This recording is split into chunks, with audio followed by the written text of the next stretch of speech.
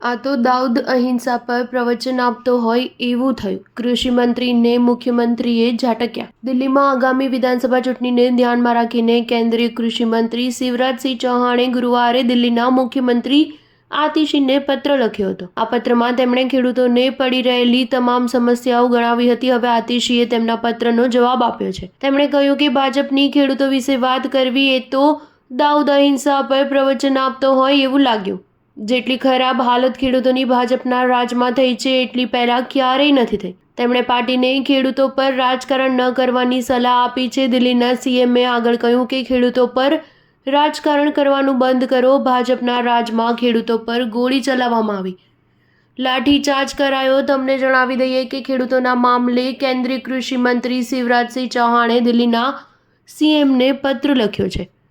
તેમણે દિલ્હીમાં ખેડૂતોની સ્થિતિ પર ચિંતા વ્યક્ત કરતા કહ્યું કે આમ આદમી પાર્ટીની સરકારે કેન્દ્રની યોજનાઓને લાગુ કરીને ખેડૂતોને રાહત અપાવી છે.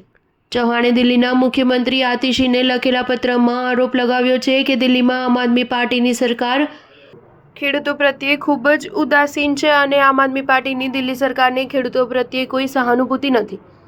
તેમણે કહ્યું કે દિલ્હીમાં તત્કાલીન મુખ્યમંત્રી અરવિંદ કેજરીવાલ અને શ્રીમતી આતિશીએ ક્યારેય ખેડૂતોના હિતમાં યોગ્ય નિર્ણય નથી લીધા. કેન્દ્રીય મંત્રીએ કહ્યું કે દિલ્હીમાં 10 વર્ષથી આમ આદમી પાર્ટીની સરકાર છે, પરંતુ પૂર્વ મુખ્યમંત્રીએ હંમેશા ખેડૂતો સાથે છેતરપિંડી કરી છે. કેન્દ્ર સરકારની ખેડૂતોના હિતની યોજનાઓ દિલ્હીમાં આમ આદમી પાર્ટીની સરકાર દ્વારા લાગુ કરવામાં નથી આવી. આ કારણોસર દિલ્હીના ખેડૂતો કેન્દ્રની કલ્યાણકારી યોજનાઓના લાભોથી વંચિત રહ્યા છે. દિલ્હીમાં ખેડૂતો માટે વીજળીના ઊંચા દર નક્કી કરવામાં આવ્યા છે. યમુનાને અડીને આવેલા ગામડાઓમાં સિંચાઈના સાધનોના વીજ કનેક્શન કપાઈ રહ્યા છે, જેના કારણે ખેડૂતોની આજીવિકા પર સંકટ ઊભું થયું છે. સ્ટાર ન્યૂઝ 7 હંમેશા સચ્ચાઈની સાથે.